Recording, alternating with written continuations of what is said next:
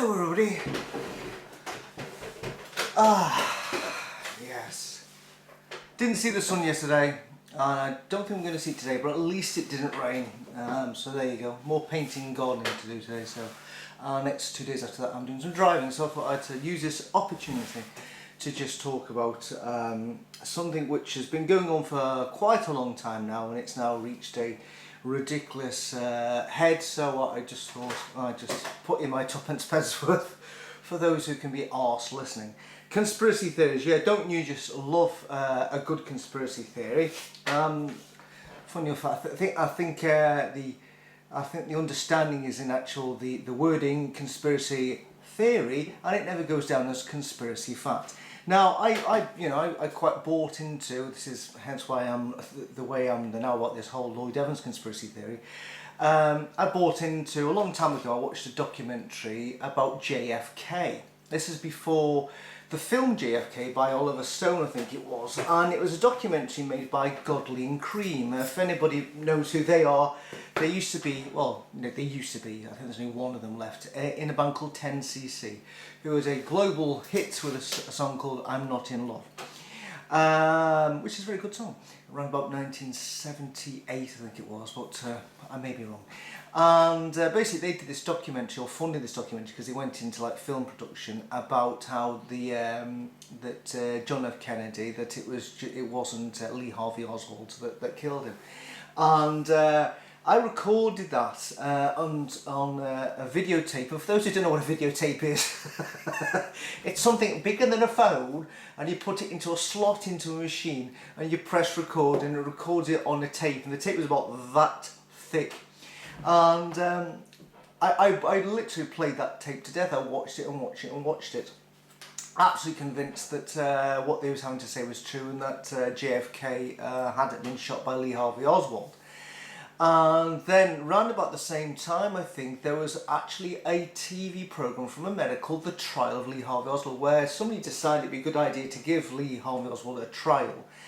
In absence of him being there, because he'd obviously been shot by Jack Ruby. And coincidentally, if anybody doesn't know this, but there was a DJ in Britain called John Peel, and John Peel championed bands who weren't known, one of them being Fairport Convention, for instance, and he went on to champion Joy Division and loads of others, and I used to listen to him most nights between 10 and 12 during the weekday. And John Peel at that time was actually working in America, and he was actually in the police bit when they brought out Lee Harvey Oswald. He was actually there and saw him getting shot by Jack Ruby. So there you go. It just came to mind that I hadn't thought about that for years. Anyway, where was I? Oh, of course, yes. So when the trial finished, where they had people who were still around at the time, you know, people who were part of the investigation or eyewitnesses or whatever, they still found Lee Harvey Oswald solely responsible for the killing of JFK. And I was a bit upset. I thought, oh man, the travesty, it's an injustice. And then of course the JFK film came out, which further, it was confirmation bias for myself that it was a conspiracy and it wasn't Lee Harvey Oswald at all. And the next thing is, I saw a magazine once on. I was just going down to the line in Central Station to take me to Rutherglen, and I saw on this newsstand, I don't know if it's still anymore, a little news outlet bit, and they said JFK's killer uncovered, and I thought, oh, I must buy this. And unfortunately, it wasn't. It's a magazine called Viz. If anybody knows what Viz is about, I never read it before. And I literally sat down there and tears were rolling down my eyes, because they had people like the Fat Slags and Johnny Fart Pants and other people. It was just adult comic humour. And two guys were standing there watching me, literally crying with tears of laughter, and they said, oh, he's reading Viz. So anyway, I read Viz, and I read this article about uncovering who killed JFK, and actually, in their opinion, it was Elvis Presley. So yeah, they were just basically taking the piss out of people who bought in this conspiracy theory. And then what happened was, I saw a documentary on the TV which I decided to watch, and it basically tore apart any conspiracy theories relating to Lee Harvey Oswald. And then I saw another one again. So I then thought to myself, oh my God, I was so taken in by that conspiracy theory, which inevitably led to me, when conspiracy theories come up, always think, I smell bullshit. I call bullshit on this one. The next big conspiracy theory program I watched, of course, the one about 9/11. There's something on YouTube, and it has been watched millions and millions of times by some, program, a guy doing this thing, and you get a few experts and non-experts up, and it sounds very plausible. But I watched and I thought, no, this is complete bullshit, because at the end of the day I saw those planes flying into those buildings, although I was working at the time, and I had my wife ring me say, there's another one gone in, give me updates on what was happening. And yet some people's conspiracy theory is that there were no planes at all, they were all actually holograms, and they weren't passenger planes, they were actually military planes, and that the government was behind it all. It was an inside job, and the CIA was behind it all, that whole thing. And when you do that, the problem with the conspiracy theory is that you take away from the person who has done something, and you take that away from them and say, oh no, we can't blame this person, there's something bigger going on here. And as a result, it wasn't a case of blaming these guys. There's footage clearly of these guys going through this very lax passport security. There's people we know who actually train these guys to they weren't interested in landing, just taking off. And, it's there for all to see. The fact of the matter is, there are people saying that within the two towers, that there are already explosives in there. If that's the case, then why not just, because terrorists use bombs, terrorists are known to using bombs, just blow up the buildings. If you just blow up one or give notice, that's going to, to actually bring down those two buildings. That would cause fear and panic through the whole of the world. And apparently there had already been a terrorist threat, a bomb, a number of years before. But, at the end of the day they didn't need to have bombs bringing down those buildings, because at the end of the day the sight of, I know there was only footage of one plane going to one building, but when the second plane went in, there was like cameras galore from all sorts of angles, and there's no denying that a plane crashed into those two buildings.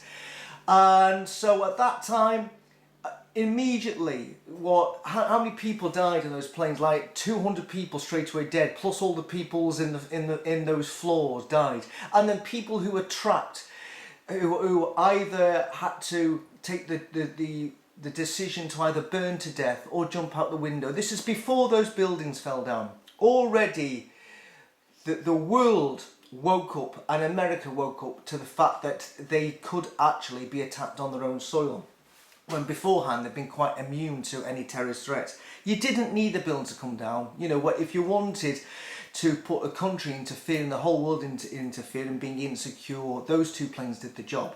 It's ridiculous to suggest that they decided to put some bombs in, because when a plane is travelling so fast as those did, obviously the terrorists were told, by the way, make sure you crash after floor 250, because we planted a whole load of bombs after that anyway. If you were actually a terrorist getting briefed and said, right lads, we want you to crash these planes into buildings, you're going to lose your lives, but we've also put some bombs in there, I'm sure the guys go, well, what's the point of losing our lives when you're going to bring the buildings down anyway? Again, it makes no logical sense. And to have a good theory, at least have some semblance of something that makes some sense. And the worst one is, of course, is that whole craziness regarding the plane that crashed into the Pentagon, where people saying it was actually it was a drone from the American military, but from the CIA. That's it, that's the clever one. Why don't you attack your own building? Apparently Donald Rumsfeld was behind it all. Where is he? He was actually in the Pentagon. If I was going to be behind an operation to crash something into the building and a general loss of life, I'd actually make sure I was on holiday that day or going to visit somebody, I would actually be in the building. And yet people say, oh no, there's no footage of the plane going through, and there's some shitty security footage which is really crap. But the end of the day we know that plane took off. We know that there were real people on the plane. We know their names, we know their family. Some of them were like, I think, senator, a producer of the programme Frasier. There were real people who died on that plane, and they've never been seen since. So the theory is it wasn't a plane that crashed in the Pentagon, it was actually a drone. So where are those people? Have they also bought into the conspiracy? Yeah, I tell you what, we want to be behind this idea to go and attack the Middle East and use this as a pretense for this attack, and then several years later just say to everybody, say to Al-Qaeda, there you go lads, it's all yours again. And where are they now? Are they on some island, you know, are they on some sort of, you know, scary island like Lost, and just there going, shit, I really miss my mum and my dad and my daughter and my job, you know, my brother and my sister, my husband. It's just ridiculous. So when people say that it was a missile that attacked the Pentagon, you totally trample on these people and their family, because we know they were on that plane and we know they died, and even people saw the plane coming in, even street signs were bent over, even this wreckage of the American Airlines tail, I think it is, you can see it outside the building. But hey ho, this is just the nonsense of that. And the people who made that documentary have subsequently come back and said, yeah, I think we've got a few things wrong. We've got a few things wrong, I think you got it all wrong.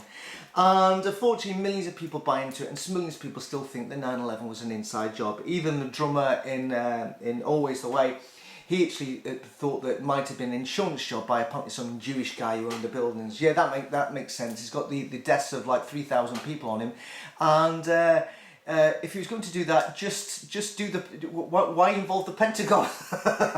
It doesn't make any sense. This is a problem with conspiracy theories. It doesn't make any sense. And around about the same time, on YouTube is this awful conspiracy theory in that the Apollo 11 was a fake moon landing. And of course, if anybody knows me, when you obviously don't, knows that I was born on the day that the Neil Armstrong stood on the moon. It's my birthday. It was July the 21st, 1969. And so I've always had an affinity with the moon landings, and all those moon landings and the subsequent Apollos after that, they were the only TV in our school was permanently in our classroom.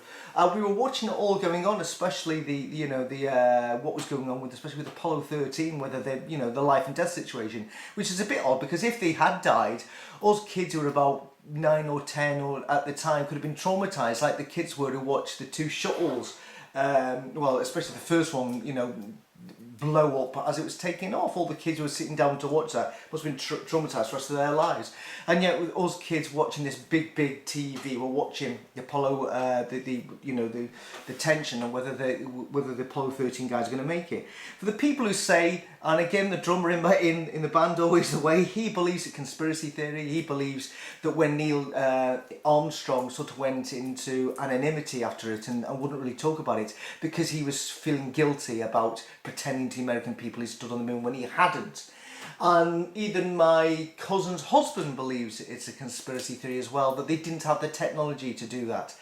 It's just bizarre because, okay, let's buy into the conspiracy theory that yes, the Apollo 11 landings were completely fake. So you've got away with it, you've brought the astronauts back, everybody believes that they sent them to the moon. Why? Why, oh why, oh why? And here it comes into making logical sense. Would you 3 months later repeat the same scan? Apollo 12 took off November. It was like 3 months later, 4 months later. And that went, and they did it, and they came back. Apollo 13, they nearly lost the 3 guys. Did they just do that as a stunt to say, yeah, we've got to prove it really is like life and death situation? Then after Apollo 13, there was 14, 15, 16, and 17, and they all, in a 3-year span, this happened. In 3 years, they did what? 11, 12, 13, 14, 15, 16, 17, 7 Apollo missions, when the first one was fake, and the rest of them must have been fake as well because the technology hadn't improved that much. Why do that? You wouldn't do that. Even somebody went up to Buzz Aldrin there's a YouTube of him saying, "Are you going to admit that it was fake?" And he went up and punched the guy in his face, because the end of the day is the first astronauts in Apollo 1 died. They died when there was some combustible gases in the capsule they're in, and they burnt to death. And so again, you're trampling on the memory of these people as well, because they would have had to been part of the conspiracy as well. And the Apollo 11 alone, 250,000 people were involved in the Apollo 11 moon landing. You know, that's a lot of people to be involved in this conspiracy theory, and you would have thought that by now that there'd be a deathbed confession by somebody quite high up who has the documentation, who has the paper trail to then say, look son, I have to admit to you, we never really got to the moon, it was just a set-up stage. It's just bollocks. And that brings us finally to the Lloyd Evans conspiracy theory. Now, this one has been going on for quite a wee while now. And I read it ages ago on this sort of Lloyd Evans thread that I follow, and unfortunately it's now raised its ugly head again because basically somebody's put up a video, so it's a computer generated, it sounds like, you know, I don't know, it sounds like you know, a Dalek speaking or whatever, going, Lloyd Evans, you know, it sounds like the guys from Kraftwerk, we are the robots. So anyway, it's somebody, you know, saying that basically Lloyd Evans, it goes like this way. The Lloyd Evans is a watchtower plant, and Lloyd Evans is still one of Jehovah's Witnesses. It's a plant concocted by somebody really high up and intelligent in the watchtower, and said, look, what we want you to do is, there's a lot of people starting on this thing called YouTube, and there's, you know, there's a lot of YouTube activists on there talking about their witnessy life and how, you know, all the witnesses wrong. So what we want you to do is, we're going to set you up, and we're going to give you a good backstory. We want you to go on and to dominate the activism on YouTube. We want you to be the main man, and we're going to sort of give you some scoops. We'll give you some, you know, footage that only you are going to get privy to. You're going to put up, and people are going to buy into the fact that that people are sending you with inside the watchtower all these secret things and all this exclusive material, and people are going to really believe that you are, you know, the main man, and you're going to bully and get rid of all the rest of the activists, and you're going to be the guy there. And what we're going to do at some point, we're going to send you a code word after you've been the champion for child sex abuse, the advocate, the main advocate against the cover-up of child sex abuse within Jehovah's Witnesses. We're going to get you on the main panels for any committees looking into cover-ups within the witnesses. We're going to get you all over mainstream media, especially in England. Why England, not America, I don't know. Again, doesn't make any sense. We're all going to get you on the Leah Remini show, make sure you're there as well. And then once you are the champion against the cover-up of child sex abuse within Jehovah's Witnesses, because we all know it doesn't happen, then we're going to send you a code word. Your phone is going to go beep, beep, beep, beep, beep, and it'll go code Silvio. And at that point, you've got to go to somebody who's bought into this whole concept of you being the main man, and you're going to admit to Kim Silvio that you've been using prostitutes over the past 4 years, and that you're going over to Thailand to do scuba diving, and then when you come back, we're going to get photos leaked by a female to show that you were in Thailand, and then we're going to get you to admit that you did use prostitutes in Thailand, and then we're going to get you to go on the Andrew Gold TV and admit that you dated sex workers in Thailand. We're going to bring you down. We're going to ensure that we'll bring you down, you'll come down, and eventually you've done a great job. What will happen is, anybody looking at any Jehovah's Witness, any of your material, go, well, I can't watch any of this Lloyd Evans stuff because he's the guy that admitted using prostitutes. You will have got rid of all the rest of the opposition. You would have totally discredited any ex-Jehovah's Witness movement. You will keep witnesses within the witnesses. They'll get to hear about this and say, well, there you go, brothers and sisters. If you leave Jehovah's Witnesses, you'll turn into Lloyd Evans. This is what you'll do. You'll end up being some guy who disgraces himself, who is unfaithful to his wife, who ends up being a terrible father figure, whose reputation is completely shat upon. And you're going to use prostitutes over years. This is why, brothers and sisters, you must stay within the witnesses, because this is the life that awaits you if you leave the witnesses. And that's the plan. And as you can see, it makes absolutely no sense at all. And people have gone and said, well, this is why when you see Lloyd in Warwick and he's got a really big Docker, huge camera, it's not that big, to be honest with you. I used to have a bigger camera back in the good old days, and this is why it was allowed free movement. It explains everything, and people have gone back and looked at everything. Yeah, this explains it. This explains why he got the exclusive material. Explains why he was sent into Warwick and security who never went up and say, "Excuse me, Miss Evans, we do recognise you from your channel. Can you please stop filming in here?" You know, all those things. Some people clearly bought into this, and this latest video is just like come from nowhere, from somebody, supposed to be somebody's sister, I don't know. And again, it's just reiterating the same thing. And let's be honest with you, does somebody smell something off here at all? Because if we go down that road, we can even say that maybe Kim Silvio is involved with it. You know, maybe it was Code Word Silvio, because maybe Kim Silvio has worked along with this as well. It's just bollocks. Who would volunteer to get their reputation absolutely trashed? Who would do that? Who would actually? Because if we buy into this, this means that Lloyd Evans. There's no proof that Lloyd Evans. There's no footage of Lloyd Evans with prostitutes, and we have this dodgy picture of him with some, you know, youngish looking lassie in Thailand. There's no proof that he used prostitutes apart from his own admission to Kim, his live stream, and Andrew Gold and his other things. So to buy into this, we'll have to go and say that Lloyd Evans never used prostitutes, because it was just part of what the Watchtower said he should do, that he should press the, you know, code word Silvio and press the self-destruct button and say he did. There's no proof he didn't, but the fact of the matter is, you know, everybody thinks he did because he admitted to it. Who would do that?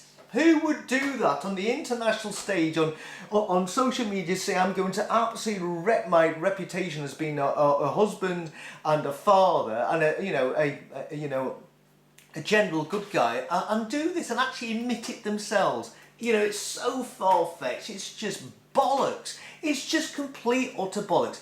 At the end of the day, let's think about it. If that was the plan, it's completely backfired. The reason why it's backfired, of course, is because loads of people still watch Lloyd Evans because they've forgiven him for his alleged prostitute addiction. They still watch him.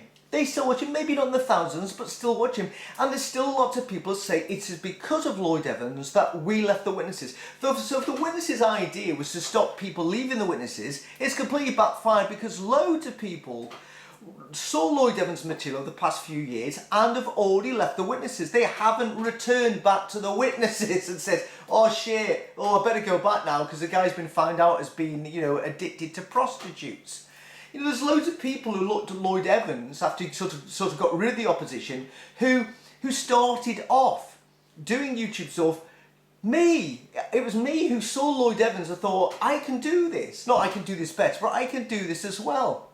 So clearly, if this was the plan, it hasn't worked, because the Lloyd Evans material, loads of people have left the witnesses, loads of people then decide to do what he's done, to do stuff like this, and it's gone on and on and on. It's just, please, can we just stop this ridiculous Lloyd Evans conspiracy theory that he's planned by the Watchtower, that he's still in cahoots with the Watchtower? It is completely and utterly, it's nonsense. At the end of the day everybody, you don't need me. You don't need especially Lloyd Evans now. You don't need Kim and Mikey and Jake and Wally and everybody else who does this. Because the biggest weapon you have in your armoury when it comes to realising that the witnesses is nonsense, and to showing your friends who are still in it or anybody else, is the Jehovah's Witness material themselves. You don't need our commentary to just confirm the actual lunacy that is coming out of the mouths of Stephen Lett and Tony Morris and chums.